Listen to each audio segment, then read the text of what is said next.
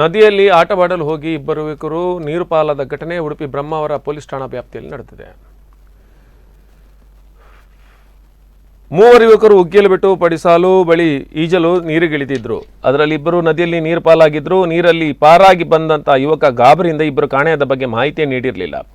ಇದು ಉಗ್ಗೇಲುಬೆಟ್ಟು ಮಡಿಸಾಲು ಎಂಬಲ್ಲಿ ಈ ಒಂದು ಘಟನೆ ನಡೆದಿದೆ. ಇಬ್ಬರು ಕಾಣೆಯಾದ ಬಗ್ಗೆ ಮನೆಯವರು ಪೊಲೀಸರಿಗೆ ದೂರು ನೀಡಿದ್ರು. ನೀರು ಪಾಲಾದ ಘಟನೆ ಬೆಳಕಿಗೆ ಬಂದಿದೆ.